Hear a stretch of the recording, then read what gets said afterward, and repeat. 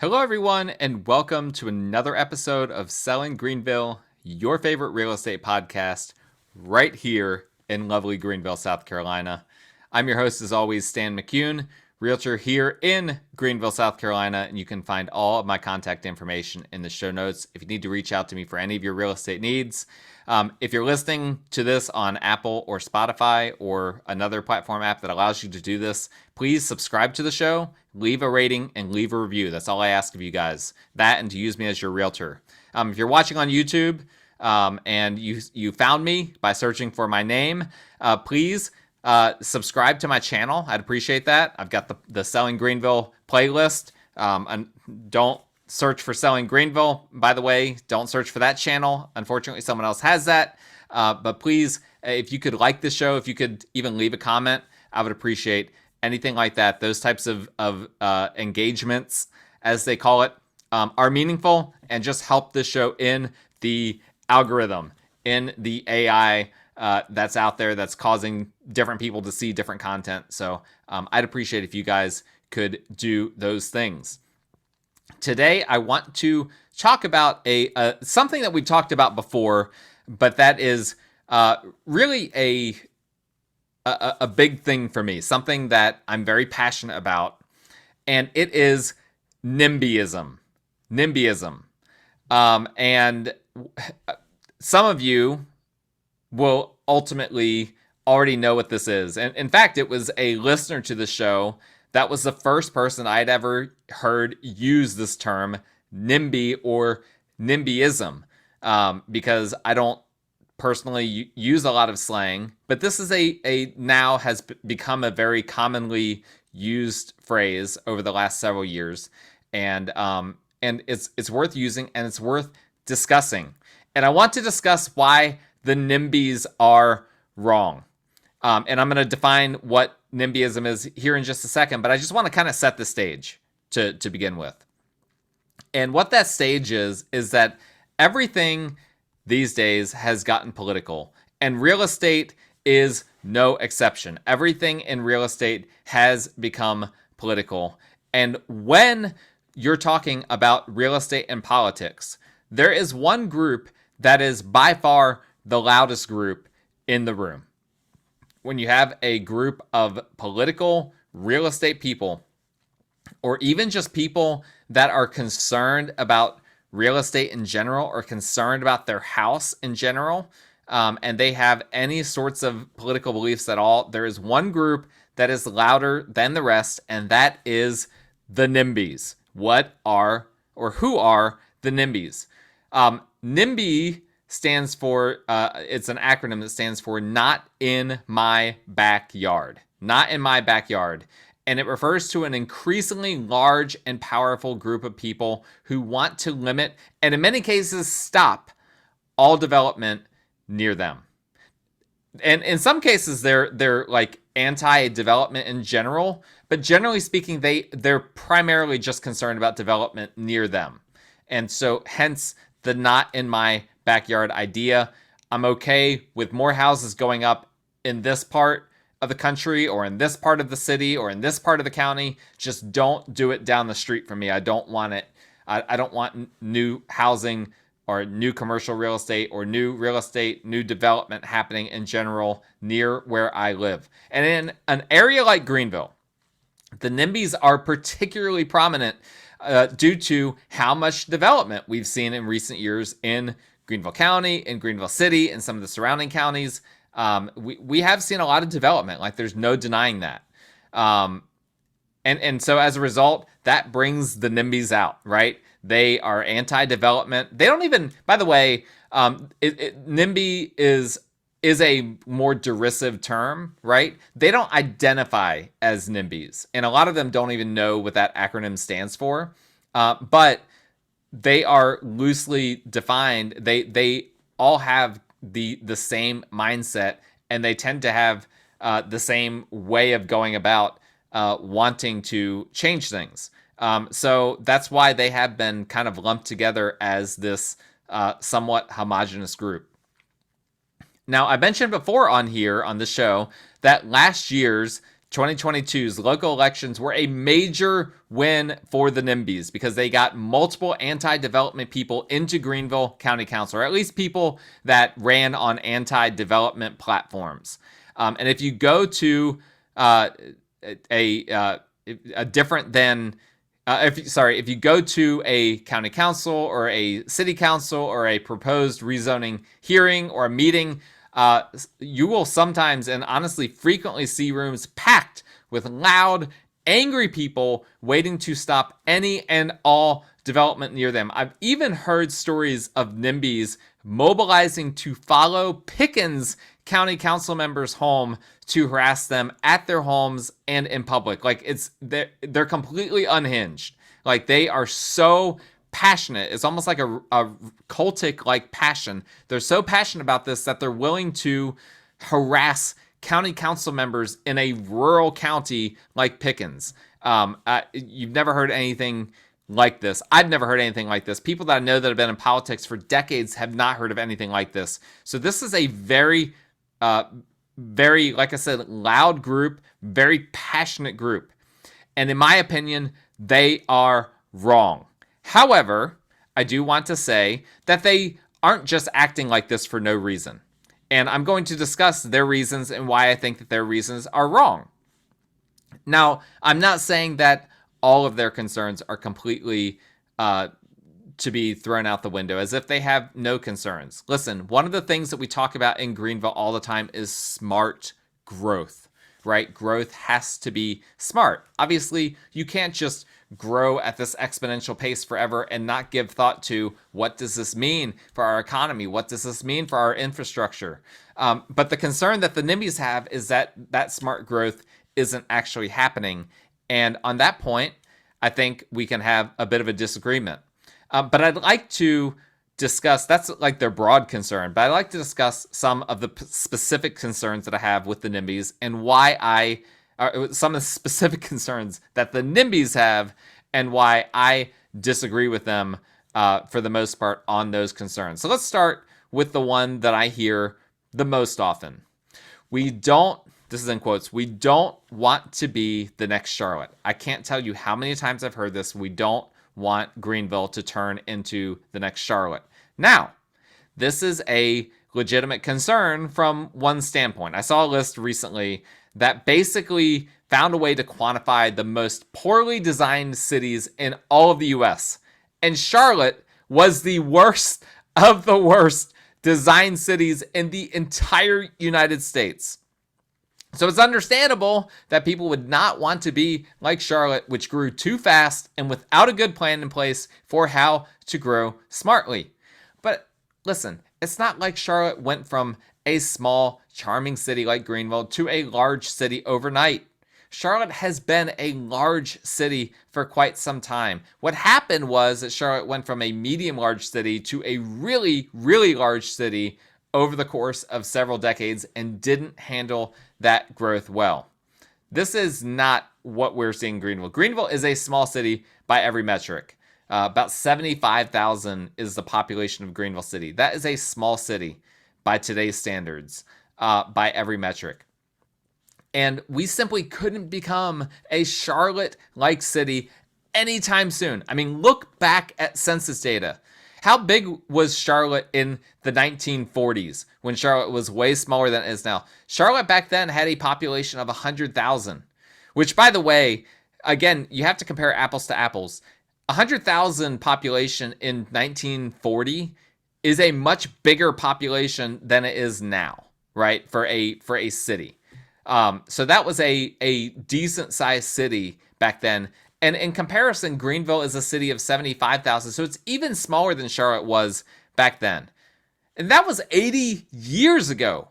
Greenville has a long way to go before it's going to look like Charlotte. Look at the photos of Charlotte in the 1940s. You can Google them and look them up. There's some cool black and white photography and whatnot from the 40s of Charlotte. And you can see right away that it's bigger than Greenville. It looks more comparable to like a Nashville back in the 1940s. And it was also laid out in a way that really set it up for substantial commercial development. Just the way it was laid out, you could see, okay, if they want to expand this, they can very easily Whereas Greenville, on the other hand, is not set up this way. It would take unbelievably massive changes to the infrastructure to see commercial development that's happened in Charlotte happen in Greenville. And just to give an example, Greenville is most known for its main street. All of downtown Greenville flows through its main street. Charlotte is not designed that way. And so imagine trying to build up around the downtown Main Street canopy and all of that. Like that's a ludicrous idea. And even if you started to try to expand out from there, again, it would be just the way Greenville's laid out. I don't see how it could happen. But more importantly, that's just my opinion. But to get away from my opinion, we already know what the Greenville City and Greenville County councils have in their master plans, and that they aren't going to allow this type of development to happen. You guys can go look at it. Those master plans are right out there. They are public knowledge. They are public record. You can go look at it. They are not planning and not in any way going to allow a Charlotte-like period of growth over the next few decades. Granted, the master plan is not made to go out several decades, but for the current term. And remember, more people are getting into office that are NIMBYs on the local level, so they're certainly not going to create new master plans that overturn that and create less development. We are just not going to see Greenville turn into Charlotte. That's a straw man argument, in my opinion. I don't like it. Nobody needs to be worried about that. So the long story short for this argument is that people use this argument because they found out that a developer wants to build 250 homes in Simpsonville near their house. And they're like, we don't want to be like Charlotte. A developer building 250 homes in Simpsonville doesn't mean that Greenville is going to become Charlotte. Stop using that argument. I'm fine if you want to have an argument about smart growth, but an argument like that is a straw man simply designed to scare people. It's scaremongering. It's bad logic. Don't do it. Another major concern that I have is our infrastructure is crumbling. And if there is one concern that the NIMBYs have that pretty much everyone agrees with, it's that infrastructure has struggled to keep up with developments, particularly, and we've talked about this in the past, in rural and lower income, more depressed areas. In these areas, we commonly can see issues with roads, with sewer systems, with things like that. And so the compromise that has been frequently trotted out is what we call impact fees. Impact fees are basically when the developer of a community pays to improve the infrastructure in the area that they are building in. Infrastructure being roads, being sewer, things of that nature. The problem with impact fees, because it sounds good, right? It sounds good for the developer to come in and to pay for these things, right? If they're the ones that are bringing in this new housing, why don't they help to improve the infrastructure? Well, the problem is, for me, I lean more libertarian in my belief set, and that actually makes a lot of sense if you're a fiscal libertarian. This would be a classic fiscal libertarian solution to this problem.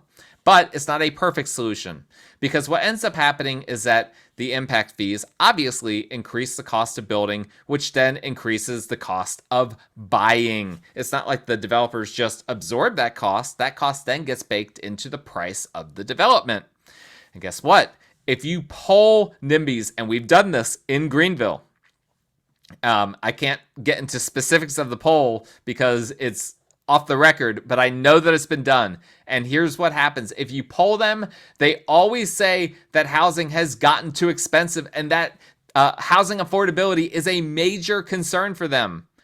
But then when you stop the building of new housing, which is what they want, right? They want to stop developing in their backyard, and you force those then who are developing to pay more via these impact fees.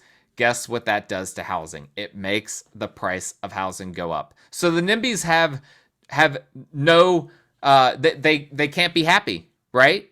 Because they want development to slow down or stop, particularly near them, but they also don't want housing to get more expensive at the rate that it's been growing.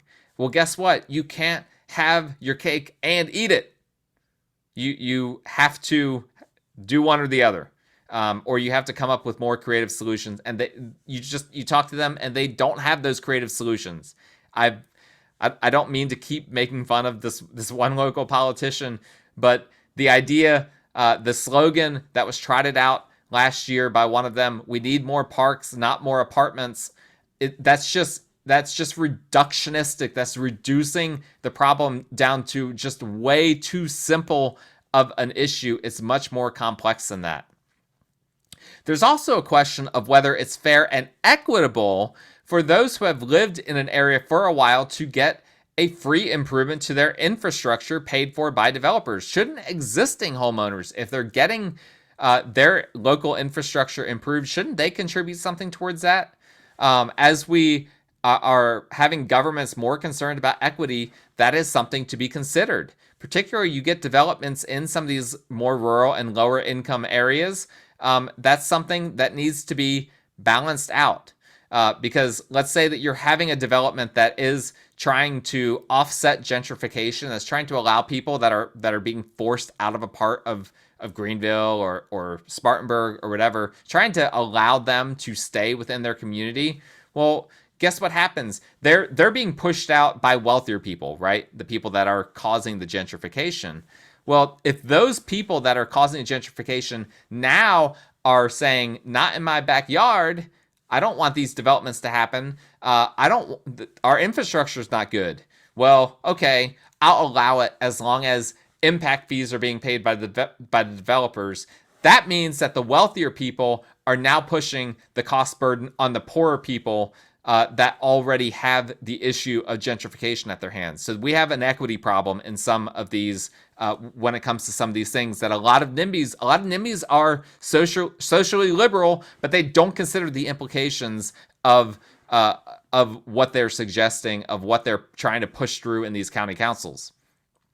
Now, again, I'm not disagreeing with the infrastructure argument. The road situation in South Carolina is a problem, particularly in these lower income and rural areas, and this is common knowledge. We've known this for quite some time. In fact, Nikki Haley, who is now running for president, was the governor of South Carolina, introduced a gas tax years ago. I remember getting a postcard in the mail that said, "Fix our roads, gas tax." Well, then she realized it was a very unpopular thing, and so she completely reversed course and decided not to do the gas tax.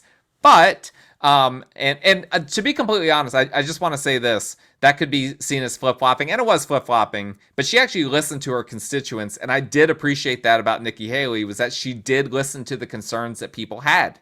And like her, love her, hate her, indifferent, whatever, I think it's just worth saying that was something that, for me, I did not see that as a flaw with her. I didn't see her as a perfect governor by any stretch, but I felt like that was actually a strength of her administration, not a weakness. That's very much an aside. But the gas tax did end up going through once Governor McMaster came into office. And again, the whole thing was to fix our roads. But guess what? It hasn't worked out super well. I've not heard anyone that's like, oh man, look at all these roads that were fixed by this gas tax. It hasn't happened. It just, you know how these taxes work. They end up not being used the way they're said that they're going to be used. And with inflation being where it is and gas being so expensive now, nobody is going to want more gas taxes. And so, again, how are we going to improve our infrastructure? People are like, well, we only have one choice. If we're not going to raise taxes, we're going to tax the developers with these impact fees. I don't think that those are the only solutions. We have, in the past 10 years, all of these new potential revenue streams for governments open up. Why not open up the state for sports gambling? Guys, it's already happening. I don't care if you have a moral thing against sports gambling. It is happening under the radar, but the state of South Carolina isn't getting their cut of it that all of these other states that have legalized it are. South Carolina is behind in that. Why couldn't we allow for gambling in the state and then devote that money towards roads and towards infrastructure? This one's probably a little more controversial, but I'll mention it anyway. Why not weed, right? I told you I was libertarian. I don't do weed myself personally, but I don't see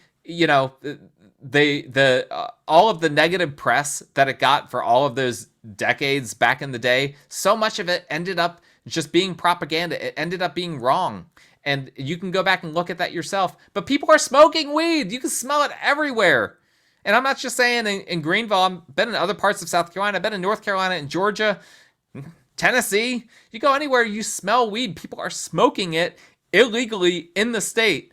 Why not make it a regulated industry, and maybe you put limitations on it?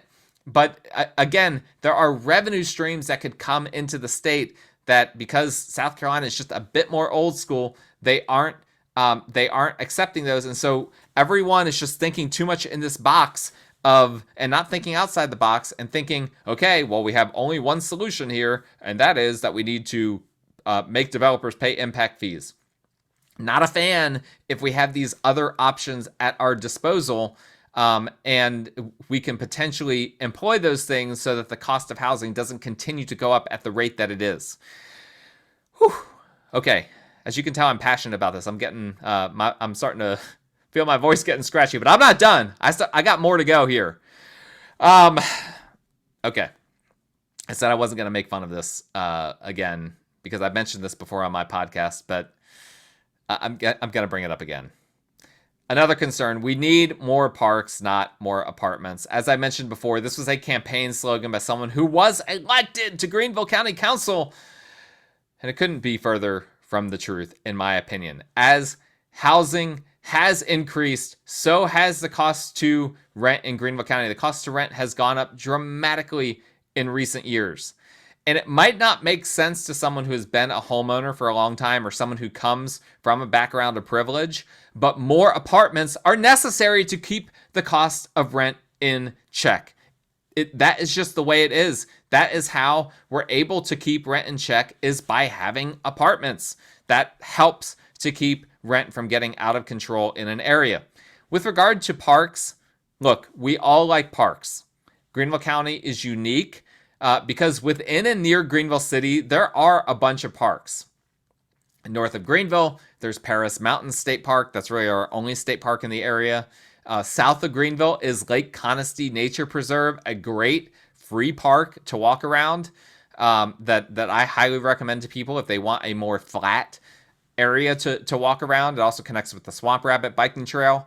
And of course, we've got Falls Park, right, in Greenville City, right in the heart of downtown. The apple of our eye when it comes to Greenville, what everyone thinks of when they think of Greenville, is Falls Park.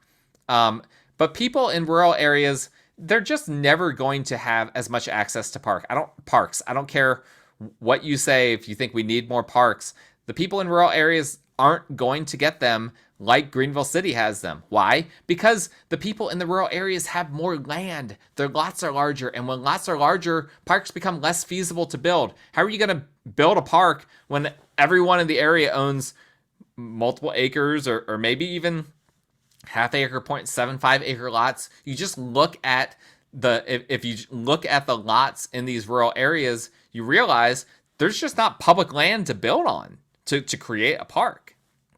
And there has to be public land for it to happen. And most of the public land in Greenville County is in city limits. So that's just the reality of the situation. Greenville's done a great job of using undevelopable land to put these parks in. It's really fantastic. Like Lake Conisty Nature Preserve, for instance, you could not use that land for anything because of the flooding in that area. So let's turn it into a really cool area to walk around in and enjoy the water of that area. So it's just unique. Once you get into these rural areas, you're not going to have more parks. In the more urban areas and in some of the suburban areas, you do have them, but you need more apartments in those areas. And what I really think people are saying when they say that they are concerned about too many apartments is that they don't want more neighbors. And I get it, okay? It's particularly hard for those who lived in what was a rural area for so long, such as Simpsonville, for instance. Simpsonville was rural for so long. Five Forks was rural for so long.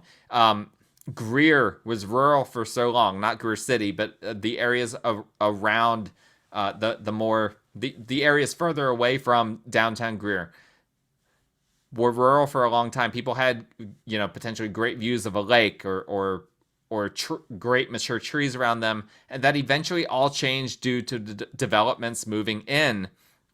But development is about the future. The NIMBYs, although they will make their claims acting as if they are concerned about the future, are primarily focused on the now. They are not thinking about the future. We're having people moving to Greenville at an unprecedented rate.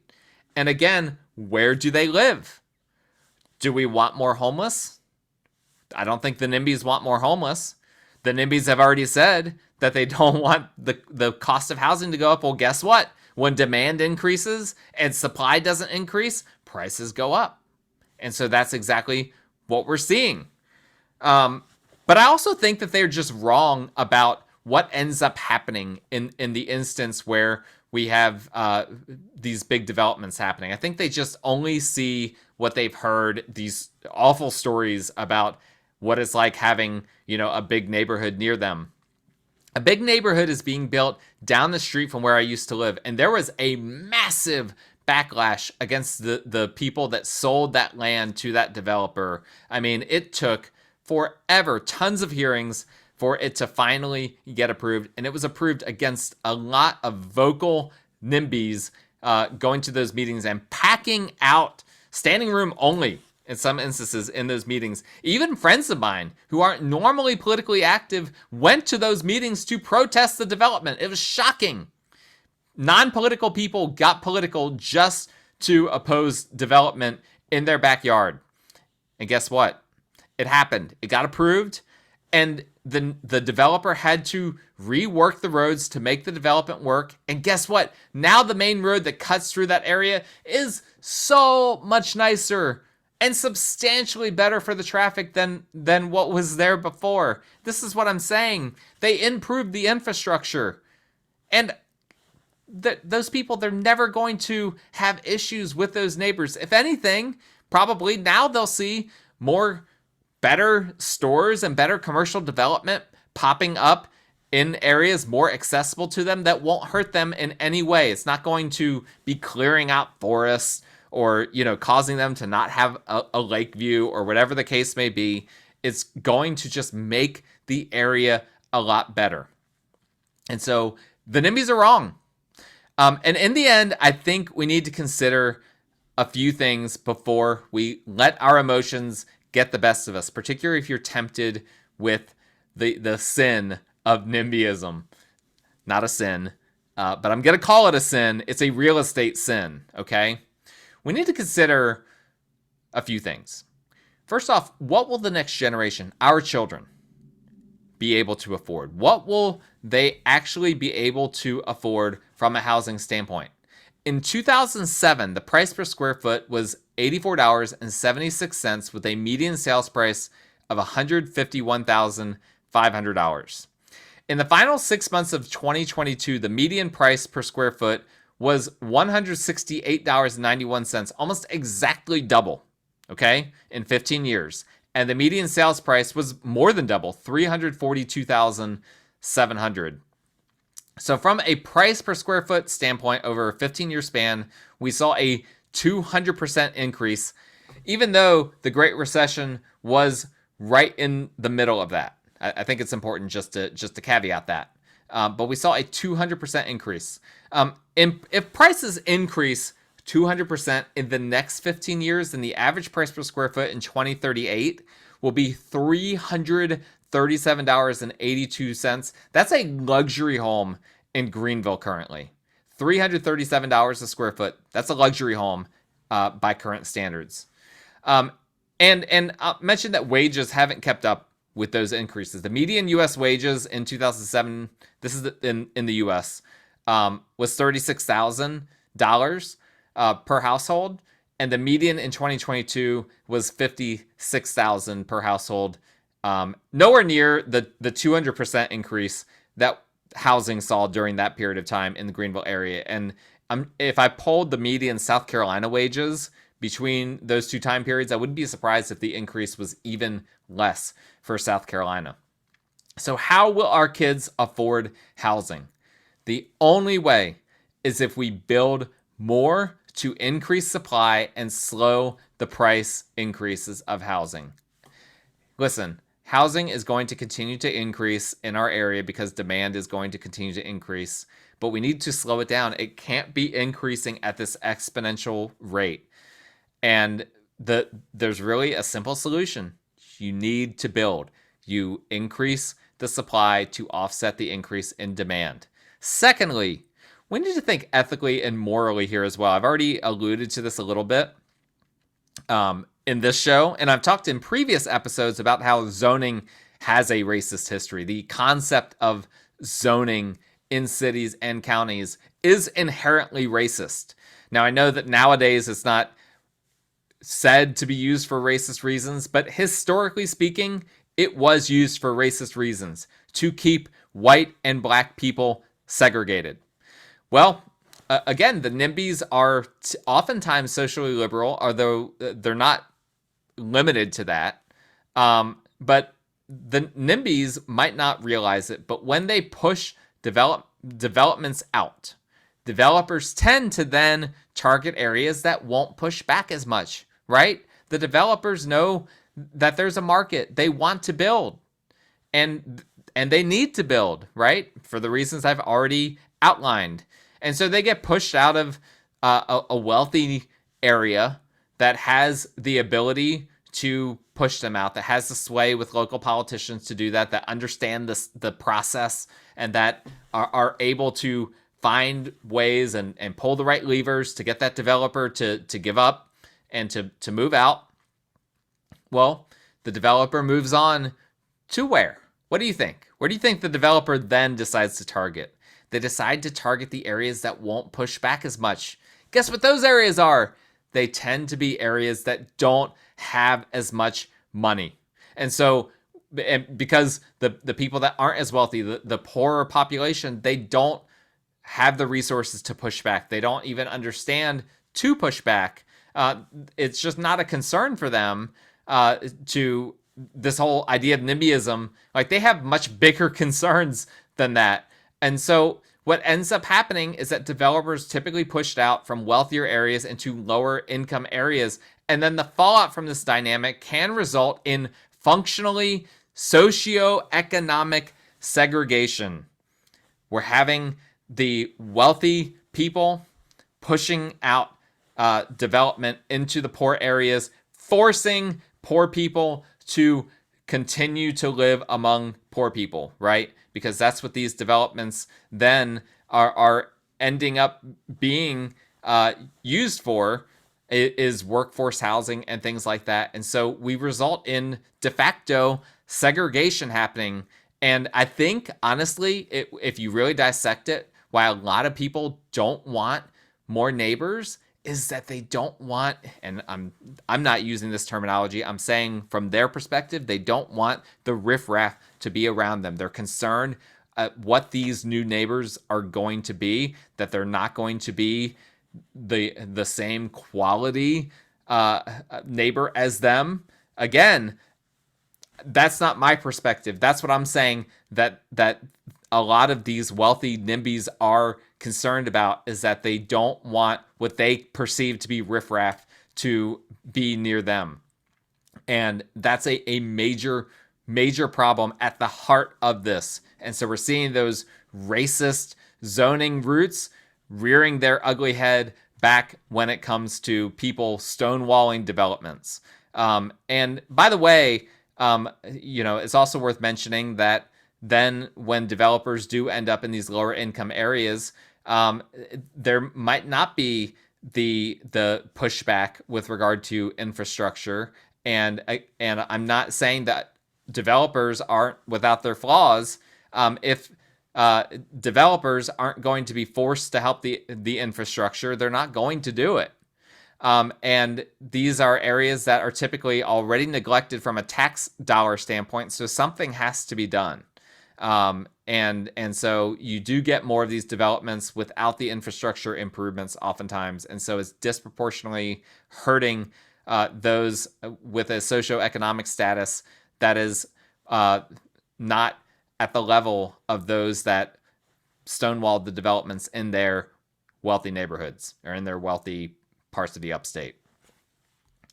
Now, I do want to say, I'm not saying that everyone who opposes a development is a racist, okay? I'm not saying that. You guys know that that is not my MO. But we need to consider the consequences of our actions and the stances that we take. We just need to consider that. And I'm not saying that every development needs to be approved. Not saying that either. We shouldn't just automatically just say, okay, Ryan Holmes wants to build a new development. Okay, do it. Approve it. DRB wants to do a new development. Okay, let it go through. No, there does need to be smart growth. But people that are just opposing anything in their backyard, they need to consider the consequences of their actions might actually not look much different than what the consequences of blatant racists that put in zoning laws to create redlining, greater segregation, and things of that nature. Not the heart, but the consequences, and the consequences are still important. So in the end, I believe the arguments that the NIMBYs make are wrong and short-sighted. That is my personal opinion. I've argued against several of their arguments. I know that there are more arguments. This wasn't an exhaustive list. But at the same time, if you are anti-development, particularly in your area, I'm still willing to talk to you about it. I'm not going to call you names.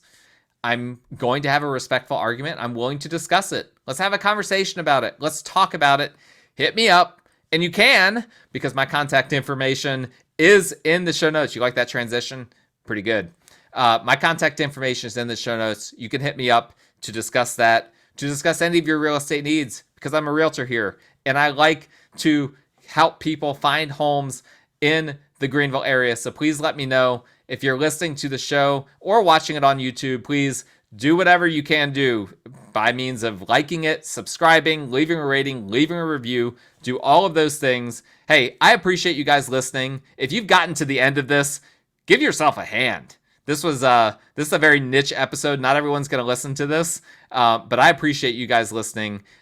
Thank you. Stay safe. We will talk again next time.